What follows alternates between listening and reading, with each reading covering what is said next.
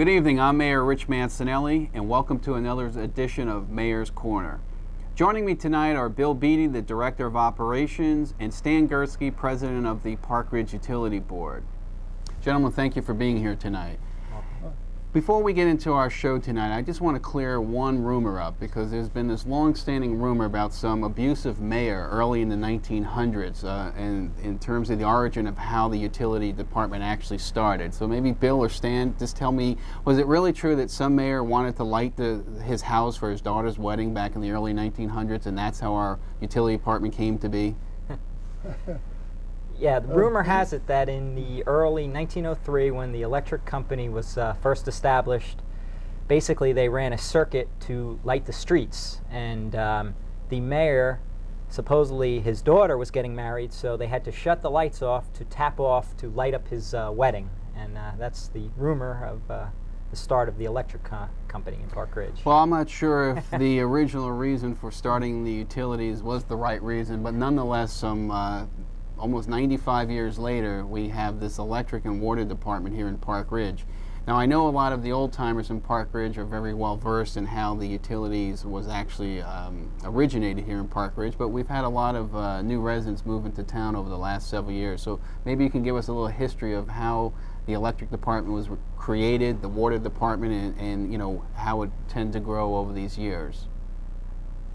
Yeah, as I said, in 1904, the electric department was first established. They built a hydro generating station at the Mill Pond Dam.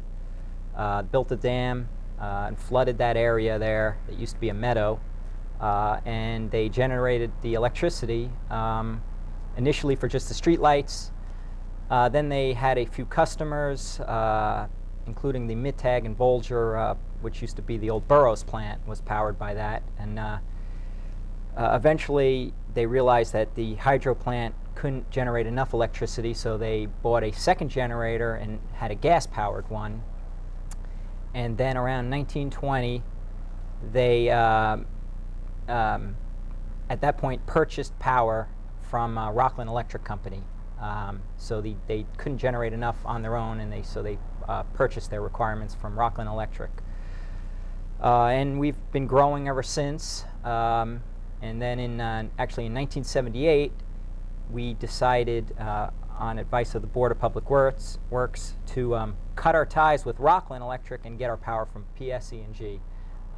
We were offered better service. They ran 2 incoming lines to the town, and since 1978, we've been supplied by public service. Now, again, I think there's probably still some confusion with the residents, because we constantly remind our residents that we have our own electric department. Stan, maybe you can kind of give a little of the history of what we mean by that, and how do we actually produce the electric for the residents? Well, it's very simple. We are, you might want to call us a distributor of electricity, rather than back in the old days when the nice building on Mill Pond supplied electricity for the town. And of course, the town has grown leaps and bounds since then.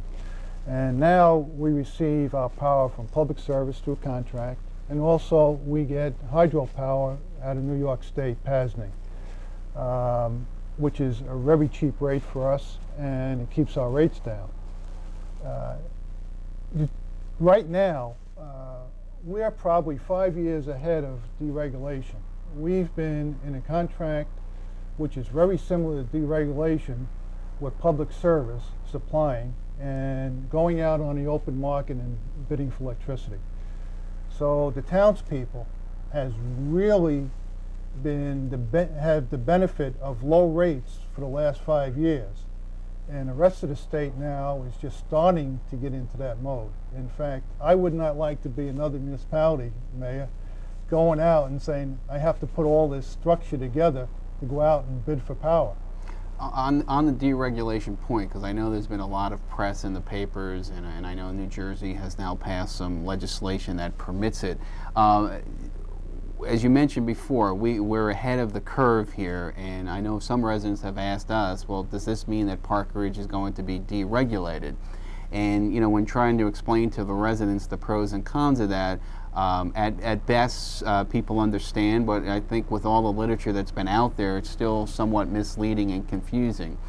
The position of the utility board here in Park Ridge is not to quote-unquote deregulate per the state legislation. Maybe we can just expand upon why and what we mean by that. Let me have a few comments on that, and I'll turn it over to Billy to give more in depth on deregulation. Under the present legislation, we still will be a captive electric company within the boundaries of Park Ridge. We will not sell outside, and in doing so, we will maintain our status quo.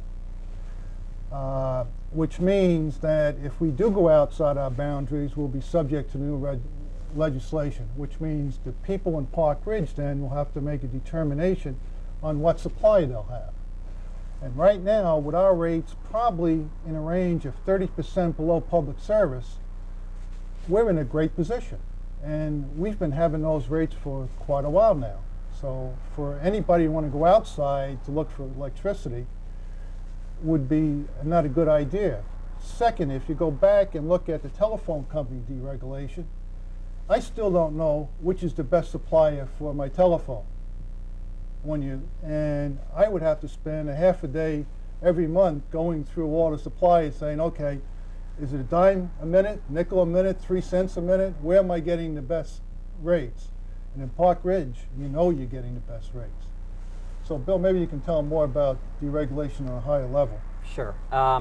Basically, in 1992, the federal government deregulated the wholesale market for electricity, which is what we purchase from. We buy our electricity wholesale, and then we resell it to our residents. And we immediately took advantage of that and went out for proposals from various electric utilities and ended up going off our tariff rate, which was a regulated rate, and purchased our power on a bulk power agreement. And we actually stayed with PSE&G. However, they did lower our rates, lower our cost for power. They also gave us some benefits with that. They gave us services included with our package, including substation maintenance. They gave us professional services. So we've had a good relationship with them, and we were able to lower our rates in 1992, and we passed that on to the residents. Our rates nowadays are actually about 25% lower than they were in 1992. Our own rates, and they're, like Stan had said, 30% lower than our neighboring towns pay. Okay, so we're talking about wheeling and pooling and Right. contracts with other suppliers. All right, for the layperson, Yes. how does the electricity get into Park Ridge, and then how do we give it into the residents' homes? Where does it come from? Yeah. How does it come into Park Ridge? Basically, it comes in, it's supplied through 2 power lines that feed into our town, goes into a substation, and then we take it from there. And we do everything that other utilities do. We have our own power lines, we maintain them, we have the meters, we have the meter readers, and we basically do everything that that other utilities do, with the exception of generating the power. And we do a good job at it, and an efficient job. And, Now, I know Yeah. Park Ridge is ahead of its time, but are there any other municipalities in New Jersey who do what we do? yes, there are 9 other towns in New Jersey that are in the same position that we are, that have a municipally owned electric utility. We belong to an organization, and we work together to make sure that all the legislation that's out there, we make sure we stay on top of it and none of it hurts us. And Stan, the utility board, it's appointed by the mayor and council. Now, I know from that point forward, there's probably a good feeling amongst the utility board that they're autonomous from that day. I'm always told that the wisest decision the mayor ever makes is on New Year's Day when he appoints the utility board. From that day forward, he makes no other wiser decision, particularly with this group of volunteers. There's been some folks on that utility board who have been there for some time, and a lot of residents probably are not aware of that nor appreciate the time and the commitment that you and your 4 other fellow board members make. Maybe you just want to spend a couple minutes to tell us about the board and what are actually the duties and functions of the utility board. That's true, and I think that you've made very wise decisions on your appointing of the board. One of the things that happens on boards, and you don't realize it, and how you track it is by attendance. And if you look at the attendance of the board members, except for vacation time, if you throw that out, I would say it's up in the 95 percentile, which means they take their job seriously, even though it's their second job. And we have a wide range of different professionals on the board.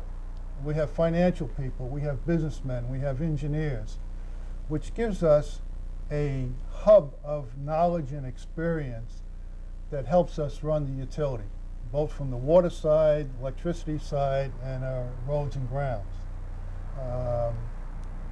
I can say that every one of the board members either has been president of the board for at least one time, and several of us have been president twice. You might say time in the barrel, but it's been a great experience. And the one thing that's nice about it, being a resident of town, there's only one thing on my mind, and I want to give the best possible service to the town, because that service is my service. Now, Bill, I know you're in somewhat of a unique position here in Park Ridge. You're probably the only borough employee that basically has two masters, two bosses, an elected board and an appointed board by that elected board, by the way. I just want to remind you of that. Okay, yes. So how do you even function? I mean, how do you even survive? Yeah, no, I have to say it's been a pleasure working with the board. They're all, you know, anytime I have problems or decisions that need to be made, you know, we hash it out together, and you know, and then if we have to, we go with your advice, and it really works well. And it was a good answer. Yes. What the audience needs to know is that Bill is being somewhat modest here. He is only the fourth individual ever to hold the position of Director of Operations since the creation of the Electric Department in 1904. And he's also a Park Ridge product. He was raised in Park Ridge, went through the Park Ridge School, so I think we as residents of Park Ridge are very supportive of that, and we're very grateful for not only your leadership but your commitment to Park Ridge. And I have to say, Stan, you know, I've been mayor for 12 years, and I know you've been on the board a lot longer than 12 years, perhaps. I think it's a great relationship, and it's working so well right now. The utility board is not only in addition to the electric and water, but the sewers, the roads. It's just a great combination, and I think it's a tribute to you and the leadership that you have this year, and to some of your predecessors as president. So I'm very happy with the way it's running. We even get along at budget time, so that's good news for the residents. We've been spending some time on the electric side, but we also have a water department as well. And Bill, maybe, I know we spent some time on the history of the electric side, but maybe you can just bring us up to speed on what's happening in the water department. Sure. The water department was established in 1924 when they drilled the first well, which is actually in Borough Hall, in our basement here. Since then, we've grown, and now we presently have 19 wells that supply the water to the drinking water to the town of Park Ridge, and we also supply Woodcliff Lake. And a top priority on this board, and you know, always has been the water quality. So we have invested quite a lot of money in making sure that we have treatment plants, and our water meets and exceeds all the standards that are out there, both the federal standards and the more stringent state standards. I want to stop you there, because I want to make this point very clear. What we're saying is that the restrictions and standards that are imposed by the utility board are more stringent than county, state, and federal requirements, correct? Correct. Okay. Just stay on that for a second. What kind of testing is actually required? Because I know there's been a lot of stories throughout New Jersey about some towns with some water issues and some legitimate concerns some residents have. What do we do on a weekly or monthly or periodic basis to ensure the purest standards for our water? Basically, there's a series of required tests. There's bacteria tests that have to do monthly at various points throughout the distribution system. There's nitrate tests. There's radiological tests, there's volatile organic tests, there's a whole series of tests that that is mandated. This board has taken the position that although the state requires some tests only quarterly and some annually, that we will test even more frequently just to assure ourselves that our water is pure. Now you mentioned before we sell our water outside of Park Ridge to the residents of Woodcliff Lake. Does that put any additional a level of testing on us, or any other requirements or any other agencies we have to report to as a result of that? We could be coming under the BPU because of that, because we have two towns involved. Anytime that we increase or decrease our rates, we must go to that committee for approval. But other than that, going through a rate structure, it really doesn't make any difference for us. The one thing is that we report to our Board of Health and the Woodcliff Lake Board of Health on an annual basis on the quality of water. And I think that we probably give the best kind of service around. There aren't too many big water companies that call to have your curb start shut off because you have a plumber in your house, and we show up within the hour. I mean, it's a small town, and we give that kind of service to both Park Ridge and Woodcliff Lake. Well, let's stay on the subject of service, because obviously in addition to lower rates that we provide both on the electric and water side, what are the other benefits for having our own utilities here in Park Ridge? Some of the benefits, a big benefit the town of Park Ridge has is the electric department supplies all the street lighting, about $100,000 worth of street lighting that comes out of the electric utility rates. It's not passed along to the residents. Right. Another thing is a lot of extra services that we give. For example, the installation of scoreboards, putting up the holiday decorations, and also purchasing quite a few of them around the holidays. On the water side, the fire hydrant fees is probably a tenth of what competitive water companies around would charge. And not only Park Ridge, but Woodcliff Lake also benefits from that. Because of our contract, they're on the same rate structure. And we also provide a discount program for our senior citizens? Both for water and electricity.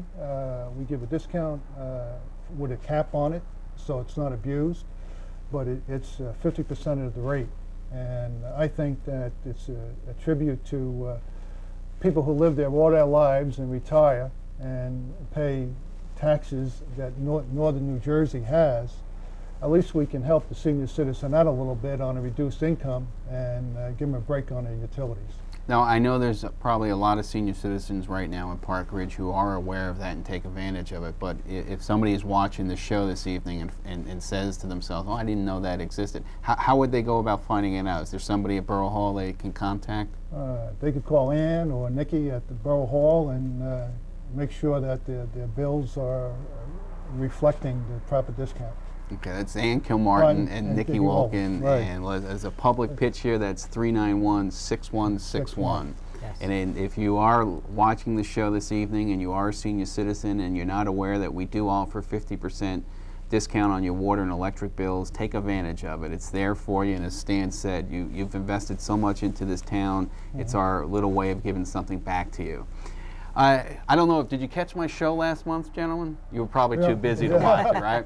But we had a borough administrator on and our council president, and we started talking about Y2K. And our borough administrator did a great job of trying to give us an overview of what the Y2K situation is in Park Ridge. We know we formed a town-wide committee, which is predominantly made up of the department heads in Borough Hall here. And Bill, I know your area is kind of taking the lead here, so you want to give us a Y2K update? Yes, we basically, are very concerned about the Y2K issue, which is the potential of computers or systems failing when the date rolls over on January 1st and some other dates. So we have assigned a person under me who's our town project engineer to kind of take the lead of that, and he's been doing a good job. He has inventoried every possible thing that we have in our town, in our electric system, in our water system, and assessed whether there would be problems. He's contacted the vendors and has gotten compliance statements, and fortunately things are looking pretty good as far as our own equipment. A majority was compliant. For example, our water, we have a control system that's an automated that turns our wells on and off and runs the system. That is compliant. We were assured it was compliant. However, just to make sure, we also did some testing, and that has shown to be compliant. And on our electric side, everything has been compliant with that. There's only been a few things. We had to modify our billing system, but that's completed, and a few other little things. Now, our project engineer, Juan Donoso. Yes. I know he's been doing a great job, but I just want to go back on a point you made, because it may be of some interest to some people. You talked about the computerization of the water wells. Again, maybe some people are not aware what we mean by that. Maybe if you just want to spend a couple minutes talking about the state of the computers and how it actually affects our own utilities and providing the services to our residents. Yeah, basically, a few years ago, we, through our in-house resources, in other words, we didn't contract for this, we built a radio-controlled system to run our water system. And basically, we have a computer that monitors and controls our entire 19 wells and tanks by sending radio signals out to the wells and turning them on and off as needed. We can monitor the water levels, the flows, all through a computer system. And when there's problems, it automatically pages us, and it's a real nice improvement that we made to help better control our system and be more responsive and keep our wells running and know when there's problems. We also, in our electric department, a couple of years ago, added an electronic monitoring system, so we can monitor all of our electrical equipment, our substations, the power that's flowing out each circuit, and the voltages. And so we've really automated both of our systems to make them more efficient, be responsive to problems, and it's really a nice system. I want to segue a little off the Y2K issue, because what Bill just said raised another point I wanted to raise earlier. We know we have our own wells, and they're artesian wells, and we know that the source of our water is from an aquifer going somewhere up the East Coast to... The Brunswick Aquifer. The Brunswick Aquifer. There yes. you go. If you ever have a test on your geography or history questions at school, it's the Brunswick Aquifer that supplies the water here in Park Ridge. But oftentimes in past summers where we've had little rain and the governor's office has put some sort of rationing or outright restrictions in terms of the use of water, that problem doesn't exist in Park Ridge, but yet there are some concerns that we have in terms of some really dry spells. Stan, maybe you just want to... Rain has no bearing on the Brunswick Aquifer. And I've been on a board for a long time, and the levels of the aquifer hasn't really changed appreciably over those years. So we have the same level of water in the aquifer as we did then. Our problem is pumping capacity. As people get more affluent and put a lot more sprinkler systems in the ground, during the summertime, that demand on our system really brings our tanks down. And when it gets down to what, 30 feet? No? Yes, yeah. Yeah, 30 feet is a real danger point for us, because if we had an emergency in town, like a fire, we need that backup water to put out a fire, and also for Wycliffe Lake. So when we go on rationing and we ask one town to sprinkle one day and sprinkle the next day, the other town, is so that the tanks can get refreshed and we can have a safety. But we have never been in the position of a drought. Okay, the water's free, right? It's in this aquifer, this Brunswick Aquifer, just kind of flowing down underneath the ground. How many towns in New Jersey have their own water department? Is it more than on the electric side? Yeah, it is. There is quite a few. There's in the neighborhood of 500-600 community water systems. So there is quite a few. In this area, it's not so common, but in northern New Jersey. Now, if I'm a mayor from another town and I happen to be watching tonight, hearing all the success about our electric and water, I'm probably going to go to my next council meeting and say, you know, it doesn't sound too hard to do. I mean, what's involved in just putting a pipe into the ground to get water? I mean, I know it's a little more than involved in that, but maybe you could just spend a couple minutes on the cost and the timeline to drill a well and to test a well and to see if a well's actually going to work here. I guess the last well we put in was what, 19, Bill? Well, 19, right, yes. All right, and probably $250,000. Yes. All right. And we found out that you have to go through a permitting cycle with the state to allow you to pump out of that. And we found out there were contaminants in that well. So therefore, we had to put a filtering system. Actually, on that one, we used air stripping to clean up the water before it goes into our system, so it's pure water. And that added, what, another 100,000? Yeah, in that neighborhood, to sure. the cost. So after we get all finished, we're talking about $500,000 for the well and a pumping station up there. Multiply that by 19, multiply that by the pipe in the ground, and 4 or 5 people to run it.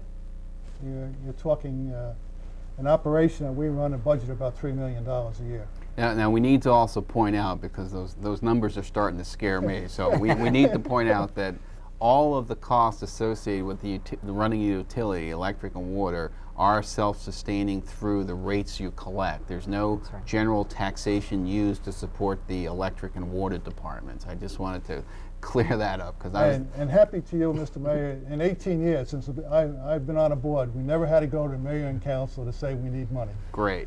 Well, believe it or not, we're running out of time here, but I just wanted to talk about some of our future plans with the utility, some of our long-range plan. Where do we go here? We're about, as somebody said to me the other day, we're just a half a year away on the other side of the millennium.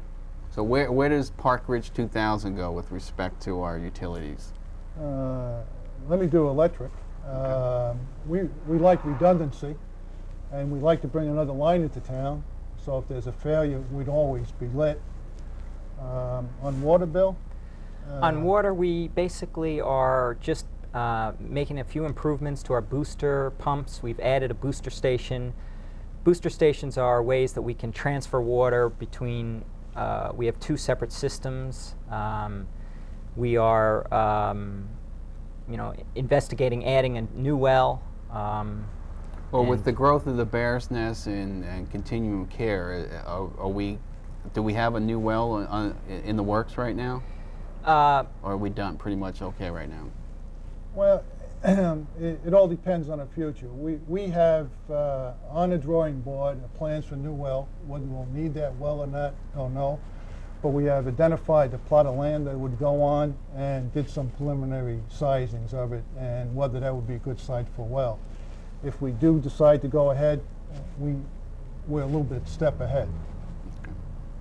Well, as I said earlier, a half hour goes so fast when you're having a lot of fun, and I hope this wasn't as dry to our residents as it was to us, but it's very important you know some of the behind-the-scenes operations here in Park Ridge, because besides a terrific stable tax base, I think hopefully this last half hour has highlighted for the residents of Park Ridge that we have an absolutely phenomenal utility system here in Park Ridge that not only provides quality electric and water services, but also at a much lesser rate than what you may have been used to if you're from the outside the Park Ridge area. It's time to say goodbye. Until next month, this is Mayor Rich Mancinelli. I want to thank Stan Gursky and Bill Beatty for joining me, and we'll see you next month on the Mayor's Corner. Thank you, and have a good night.